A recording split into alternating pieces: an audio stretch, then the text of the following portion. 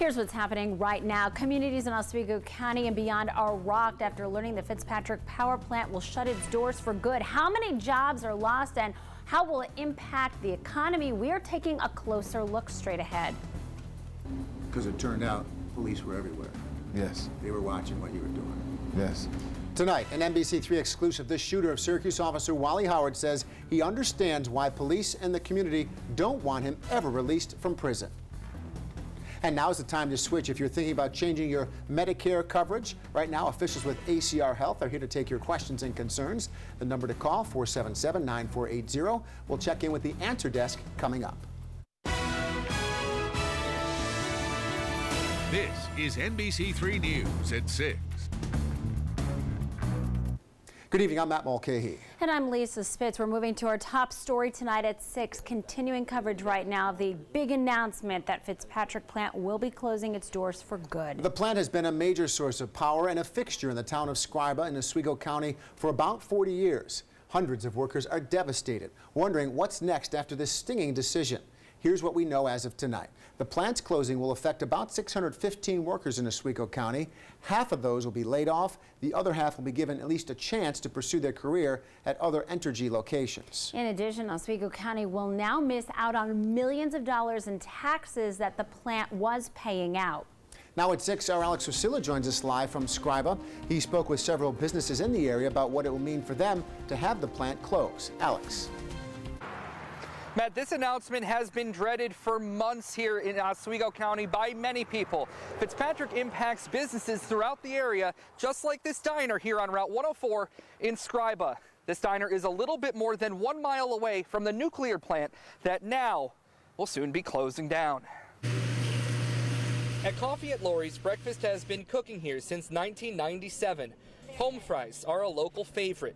Carly Hannick is the head cook and only full-time employee at her grandmother's restaurant. She's helped by 5 part-time workers.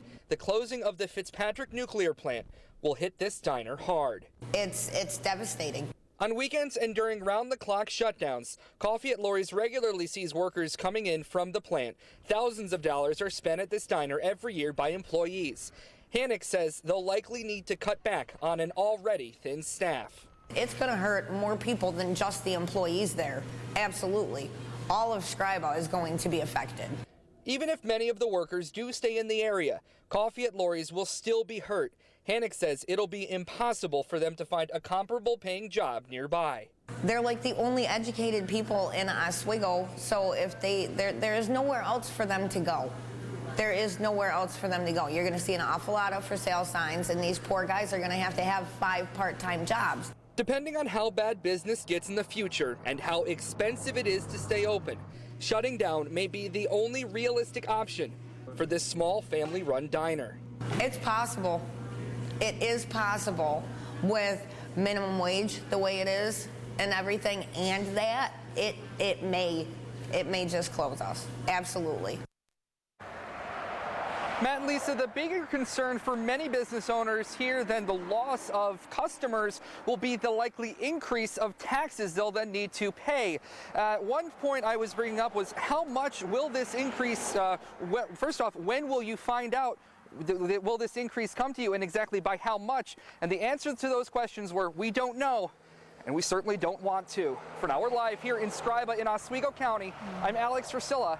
Back to you. A lot to figure out. Thank you, Alex. Yes. Well, this just in moments ago, a statement from the union representing the workers at Fitzpatrick. They write, quote, "The news that Entergy will not refuel Fitzpatrick power plant is devastating for our members along with the entire Oswego region.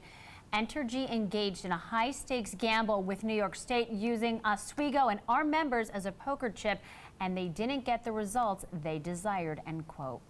Governor Cuomo also spoke out about the announcement. He says the closing of the Fitzpatrick nuclear power plant will devastate the lives of the more than 600 employees and their families. The state of New York will pursue every legal and regulatory avenue in an attempt to stop Entergy's actions and its callous disregard for their skilled and loyal workforce. Our team coverage of the plant closing continues as Brett Hall joins us live from Oswego County right now. He spoke with Entergy officials about this major announcement today. Brett. Entergy gathered employees this morning at 7 o'clock to break them the news that the plant that has long been a staple on the banks of Lake Ontario would be closing. Entergy also says that the decision wasn't an easy one to make. They say New York State was trying to keep those 600 jobs here, and they had constructive conversations with the state. However, they said there came a time when they knew an agreement was not going to be met. When the plant does close down late 2016, early 2017, half of the employees will lose their jobs, the company told us, but they have plans for the rest. We've worked with employees to identify other opportunities at different power plants. Entergy owns several other nuclear power plants around the country. If that's an option for employees and there's the right fit, it's worked before, and the company has pledged its effort to try and make it work for whoever is interested. Oswego County currently has one of the highest unemployment rates in the state at 6.7%.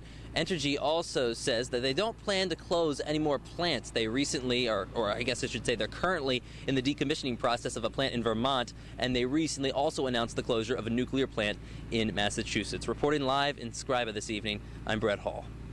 Brett, now don't forget you get full coverage of this story on our website, cnycentral.com.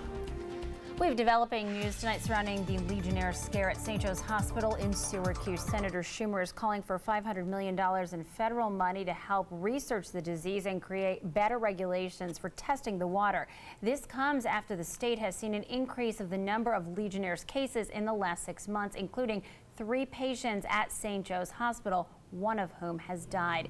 Senator Schumer says this is an impending health crisis and we must take action to prevent future outbreaks. Bottom line, Legionnaire's disease is serious. It happened at St. Joe's, it could happen in many other places. But with strong federal protocols and research, we can stop the uptick in this disease and prevent its spread.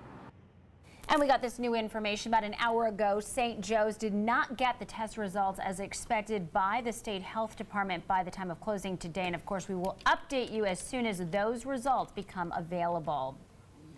Well, thinking about switching your Medicare coverage or other health coverage, now may be the time. Here's a live look at our NBC-3 answer desk. Officials from ACR Health are taking your questions and concerns. The number is 477-9480. We'll check in when we come back. But I did happen to kill somebody acting in the capacity of a child. Our exclusive is still to come. The man who shot a Syracuse police officer 25 years ago says he deserves a chance to get out of prison. Welcome back to NBC3 News at 6. If you're thinking about changing your health coverage, now's the time to do it. But if you were confused about how to change that coverage, don't worry, we have you covered tonight. Health officials are here to help you out. And as part of our answer desk tonight, our Laura Hand joins us live from the newsroom. And Laura, what kind of questions are you getting tonight? Lisa, a lot of questions about the enrollment dates. Also, a lot of concerns that even with the reduced rates on some insurance plans, people still can't make it. Well, Myrna Colden is here right now. She's an aging specialist at Onondaga County. There are other programs that can maybe help cut down on your budget problems. Yes, there's extra help through Social Security that can reduce the cost of a Part D premium and also reduce the cost of prescriptions. There's Medicare Savings Program that could pay the Medicare Part B premium, and it automatically makes you eligible for the extra help. And there's New York State Epic, which can help reduce prescription costs. And the income limits really went up last year. It's $100,000 for a married couple, $75,000 for an individual. So more people are eligible to save money. Okay, and the bottom line here is there is help out there. We have health navigators here tonight from ACR Health. Onondaga County has lots of help in aging services. ongov.net/aging will get you there. We will put all this information on our website as well. And we're here another 15 minutes or so answering the phones, 477-9480, or you can email us at answers@cnycentral.com. Back to you. Thank you, Laura. Outside today, gorgeous weather. Yes, and it's going to get better. Wayne will have the details next.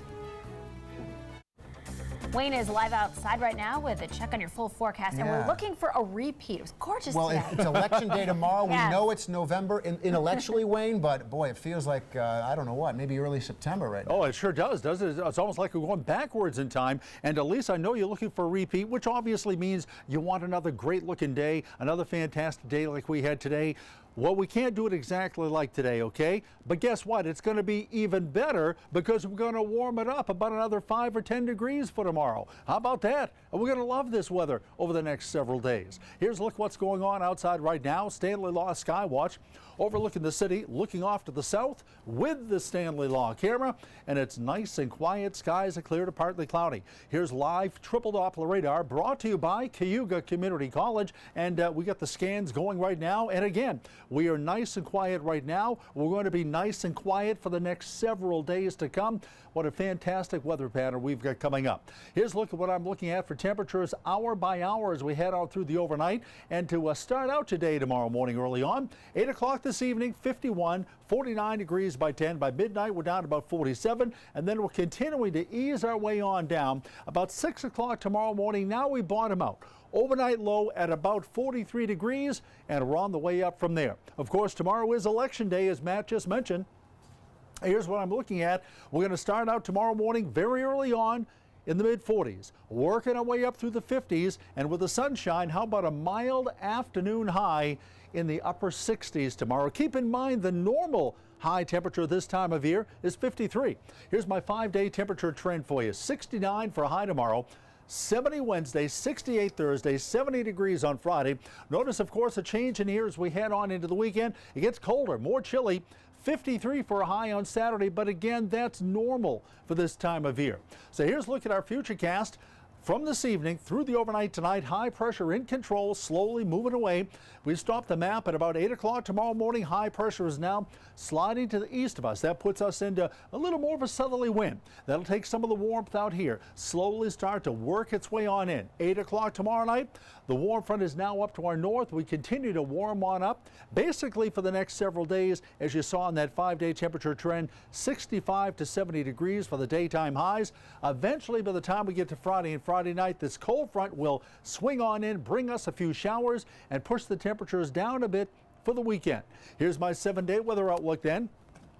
For tomorrow, sunny to partly sunny with a high temperature well up into the 60s. Mostly sunny Wednesday, 70. Cloud, sun, just an isolated shower possible on Thursday, 68. Clouds will increase and thicken up, breezy, and still very mild. Could be a few afternoon showers on Friday with a cold front coming in. 70 degrees. Couple of lingering showers, breezy and turning cooler on Saturday, 53. Clearing skies on Sunday, high temperature in the upper 40s. And that's the latest from the weather outside. Thank you, Wayne. Still ahead, the man who shot Syracuse police officer Wally Howard from inside Auburn Prison. I'm talking with him about the day he fired that gun. He was 16 years old. Did you know everything? No, not at all. I didn't know a little bit. I didn't know nothing. Our exclusive interview with the man known as Robert Bam Bam Lawrence in a moment. I've never been in this situation before. 25 years ago last week, Syracuse police officer Wally Howard was killed while making undercover cocaine buy. 5 men were convicted in his murder. One was just 16 years old. Robert Lawrence pulled the trigger of the gun that killed Officer Howard. In our exclusive interview from inside Auburn Correctional, Lawrence answers the question, what would he like to say to Wally Howard's mother? Will he be forgiven? At his resentencing in federal court in Utica in January of 2014, Lawrence read a statement to the court and told the Howard family he was sorry. He explained how his parents in Brooklyn had failed in raising him and protecting him from dangerous situations and bad influences. He fell into a group dealing drugs who welcomed him to Syracuse. I was into all the wrong things, following the wrong crowds, just thinking I knew everything. Did you know everything? No, not at all. I didn't know a little bit. I didn't know nothing. You remember firing the gun? Yes. And then what did you do after you fired the gun? After I fired the gun, I think I ran to Stewart to see if he was okay. And it just got real chaotic after that. And I just remember hearing a lot of sirens and noise. It's 41. Officer's been shot. Did you get away from the scene before ultimately being arrested? How much time transpired before you ultimately were arrested? seconds, maybe 10 seconds, 20 seconds tops. Because it turned out police were everywhere. Yes. They were watching what you were doing. Yes. One of those officers is now Deputy Chief Becky Thompson. She appeared at the resentencing, sharing her view of what Robert Lawrence did after he shot Officer Howard. She said she saw you calmly walking away from the car that day, that you knew what you were doing, that you may have been 16, but you had made a choice, that you were an adult making that choice. Does that match up with what you recall from that time? Or even as you look back, do you think it's reasonable that you acted as an adult that day? I think I understand her point of view, and it was a close friend of hers who ultimately got killed. But I wasn't an adult, or even acting as an adult. I was a kid that made a life-altering, tragic decision. Lawrence did not know the man he killed was an undercover officer, but during trial, he heard the voice and the laugh of Wally Howard in the minutes before the drug transaction was set to go down. You can kind of turn the tape off until we get going. I'd appreciate it. Or you can tell me to jump in the lake. That's a laugh sorely missed by officers, friends, and Wally Howard's family. I talked to Officer Howard's mom last night on the phone. Great lady.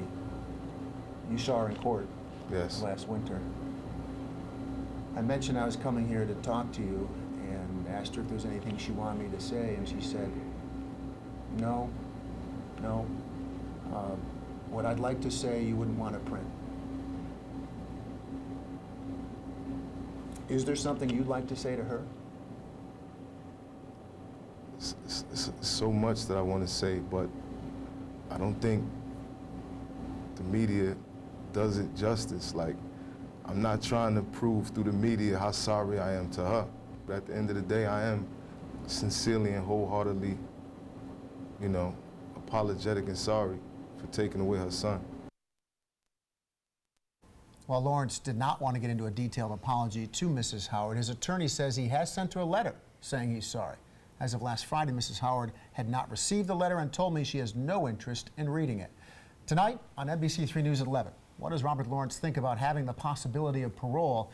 You may be surprised at his first reaction when his attorney called him and said he might get another shot at sentencing on the conviction of murdering Wally Howard.